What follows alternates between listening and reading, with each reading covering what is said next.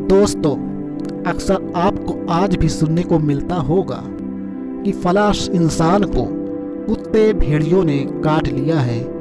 अब उस आदमी को रेबीज के इंजेक्शन लगवाने पड़ेंगे, नहीं तो वह कुत्ते तथा भेड़ियों की भांति पागल होकर तड़प तड़प कर दर्दनाक मौत मर सकता है।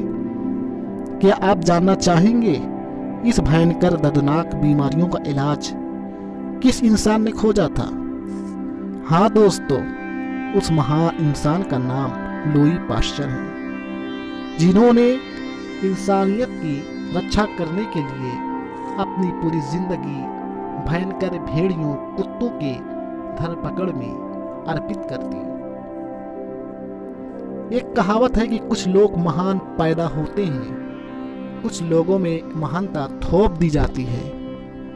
जब कुछ निस्वार्थ महान व्यक्ति हमारी दुनिया में पैदा हुए, जिनका नाम ज्यादातर लोग नहीं जानते, लेकिन वास्तव में इस महान लोगों की भूमिका हमारी दुनिया में भगवान से भी कम नहीं आंकी जा सकती, क्योंकि इस महान व्यक्तियों ने करोड़ों लोगों के जिंदगी को बचाया है। आज मैं महान व्यक्ति लुई पाश्चर की जिंदगी सुनाता हूँ।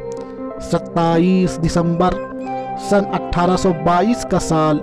उस समय फ्रांस के एक छोटे से गांव में एक निर्धन चमड़े का कारोबार करने वाला परिवार, उस परिवार को एक तमन्ना थी कि काश हम भी पढ़े लिखे होते, हमारे भी हाथ में दुनिया की धन दौलत इज्जत होती।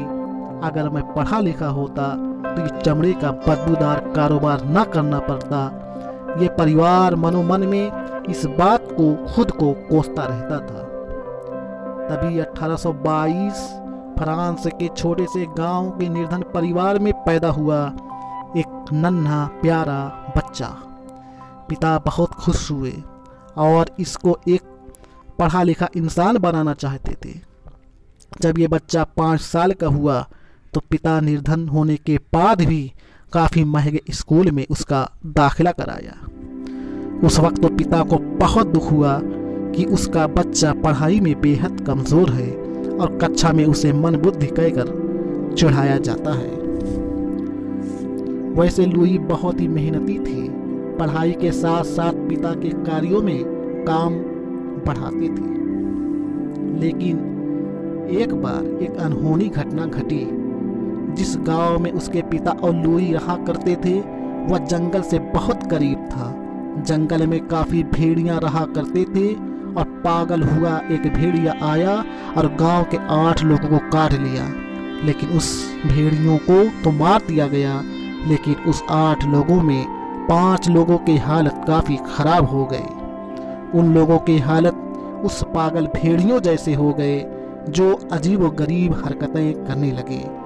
पानी को देखकर डरते थे। उनकी मौत बहुत ही भयानक व दर्दनाक तड़प तड़प कर हुई।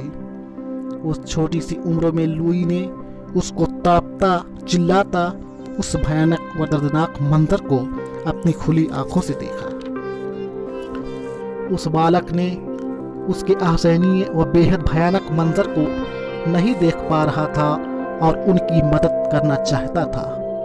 लेकिन उनकी मदद एक बालक या दुनिया का बड़ा से बड़ा डॉक्टर नहीं कर सकता था, क्योंकि रेबीज यानी हाइड्रोफोबिया पूर्ण रूप से लाइलाज बीमारी थी। गांव वालों के लिए कोई नई बात नहीं थी। अक्सर कोई पागल कुत्ता व भेड़िया गांव वालों को काट लिया करता था, वह रेबीज से मौत हो जाया करती थी। लेकिन लुई के लिए अपनी जिंदगी का यह पहला मंजर था। इस मंजर को भूल नहीं पा रहा था। वह अपने पिता से पूछता रहता था कि इनको बचाया क्यों नहीं जग गया, क्यों नहीं कोई दवा खोजी गई। पिता ने इस डांट कर कहा, तुम ही क्यों इस बीमारी को इलाज ढूंढते हो? तुम पढ़ो लिखो और मेहनत करो, इस बीमारी के इलाज को तुम भी ढूंढ सकते हो। बस ये बात लुई के दिमाग में घर कर गई और उसने सोचा कि अगर पढ़ लिख कर इस भयानक बीमारी को खोजा जा सकता है तो मैं पढ़ूंगा और बीमारी को ज़रूर खोजूंगा इसके इलाज को। उसने शपथ ली कि मैं दिन रात मेहनत करके इस दर्दनाक बीमारी के इलाज को ढूंढूंगा। उसने पढ़ना शुरू कर दिया, जिसको देखकर उसके पिता बहुत खुश हुए। स्कूली शिक्षा पूरी करने के बाद उसके पिता ने उसे पेरिस भेज दिया। इन सब को पूरा करने के लिए उनके पिता को बहुत बड़ी कर्ज लेना पड़ा। लुई ने विज्ञान के हर क्षेत्र में पढ़ाई की, पहले रसायन विज्ञान, फिर भौतिक।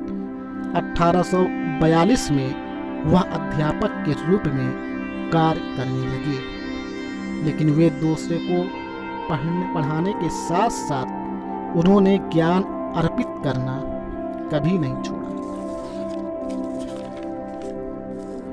और इस दौरान उन्होंने जीव विज्ञान को समझना शुरू किया।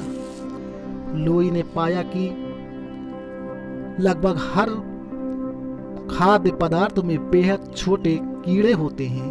ये कीड़े इतने छोटे छोटे होते हैं कि नग्न आंखों से उसे नहीं देखा जा सकता, केवल सूक्ष्मदर्शी की सहायता से ही देखा जा सकता है।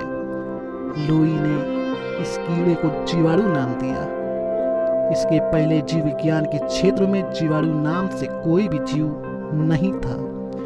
लुई ने जाना कि इस जीवाणु की वजह से ही खाने पीने वाली कोई भी वस्तु जल्दी से खराब हो जाती है। उन्होंने देखा ये जीवाणु अधिक तापमान बर्दाश्त नहीं कर पाते। उन्होंने दूध को 75 डिग्री सेंटीग्रेड पर गर्म करके तुरंत ठंडा करने पर पाया कि अब दूध पहले की तरह जल्दी खराब नहीं होता है, क्योंकि गर्म करके ठंडा करने के कारण सभी जीवाणु मारे गए।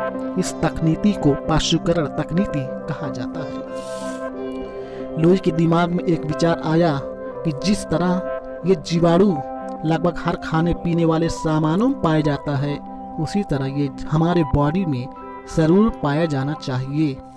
और यही जीवाणु हमें बीमार करते हैं। हो न हो रेबीज के लिए यही सूक्ष्म जीवाणु जिम्मेदार हों। उन्होंने सोचा कि अगर इस रेबीज के सूक्ष्म जीवों को ढूंढ लूं और उसको नष्ट करने का तरीका ढूंढ लूं, तो संसार में व्याप्त इस जानलेवा बीमारी से छुटकारा पाया जा सकता है। बस लुई ने न देखा रात न देखा दिन, जहां भी रेबीज के से युक्त व कुत्ते की खबर मिलती वह वहां पहुंच जाते थे। वह भले ही रेबीज युक्त जानवर उनको काट कर उनको भी रेबीज का शिकार क्यों न कर दे,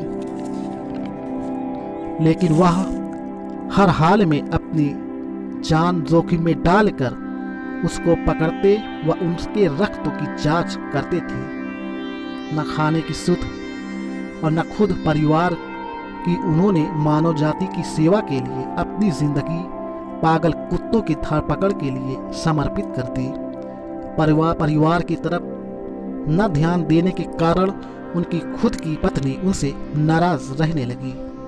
लेकिन लुई को अपने त्याग का परिणाम मिला। उन्होंने रेबीज के सूक्ष्म जीवों की पहचान कर ली। उन्होंने जाना कि पागल कुत्ते व भेड़ियों के शरीर के साथ साथ ये लार में भी ये वायरस पाया जाता है। लेकिन रेबीज युक्त जानवर जब किसी इंसान व जानवर को काटता है तो वह लार निकलता है, वह घाव के माध्यम से उन सब के शरीर में प्रवेश कर जाता है और दूसरे जानवरों को भी व इंसानों को संक्रमित कर देता है। अब सबसे बड़ी चुनौती थी इस शरीर के अंदर इस वायरस को नष्ट कैसे किया जा सकता है। अब दूध की तरह शरीर को उबाला तो नहीं जा सकता। लुई का यह मानना था कि हमारे शरीर में सभी प्रकार के रोगों से लड़ने के लिए एक शक्ति छुपी हुई होती है, जिसे हम इम्यून सिस्टम या रोग प्रतिरोधक क्षमता कहते हैं। लेकिन वो समझ नहीं पा रहे थे कि हमारे शरीर के रोग प्रतिरोधक प्रणाली रेबीज के जीवाणु से लड़ने में हार क्यों मान जाते हैं। तभी उनके दोस्तों ने उनकी मुर्गियों में फैले हैजे के बारे में बताया। उनके दोस्त ने बताया कि एक एक करके उनकी सभी मुर्गियां मर रही हैं। लुई पाश्चर ने अपने प्रयोग उन बीमार मुर्गियों पर शुरू कर दिया। उन्होंने पाया कि ऐसे भी जीवाणु व विषाणु होते हैं जो किसी भी जीव के रोग प्रतिरोध क्षमता को चकमा दे देते हैं। यह हमारी रोग प्रतिरोध क्षमता उस जीवाणु से लड़ तो सकती है, लेकिन ये विषाणु व जीवाणु हमारे रोग प्रतिरोध क्षमता से छुपकर काम करते हैं। तो इतने होशियार रह चुके विषाणु की पहचान अपने शरीर के रोग प्रतिरोध क्षमता से कैसे कराएं?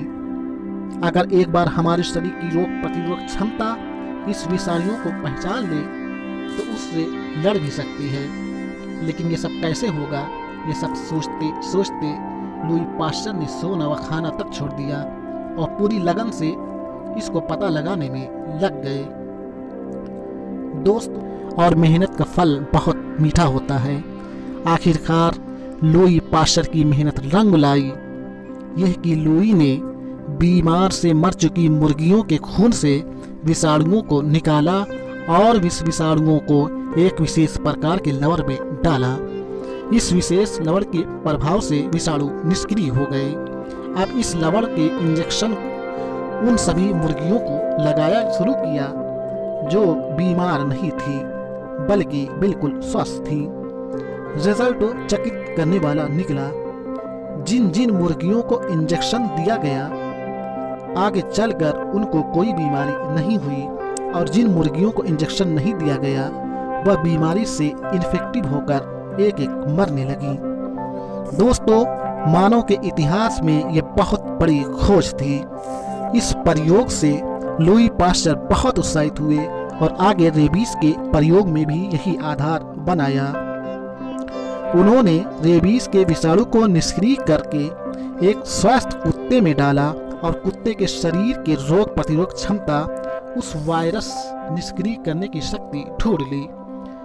जब उस कुत्ते के शरीर में रेबीज के सक्रिय वायरस को डाले गए तो भी कुत्ते को रेबीज नहीं हुआ, क्योंकि कुत्ते के शरीर ने अब उस वायरस से लड़ना सीख लिया था। आगे चलकर लुई पाश्चर ने यह प्रयोग इंसानों पर किया जो बेहद सफल रहा। लुई पाश्चर की यह कुर्बानी ने मेडिकल की दुनिया में एक नई क्रांति पैदा कर दी और लुई पाश्चर ने मानव जाति की रक्षा करने के लिए अपने परिवार की ठीक से देख रेख भी नहीं कर पाए, जिससे उनकी 2 बच्चियों को ब्रेन ट्यूमर से मौत हो गई तथा एक बच्ची टाइफाइड बुखार से मर गई। ऐसे महान इंसान को दुनिया सलाम करती है जिसने इतनी भयानक बीमारी से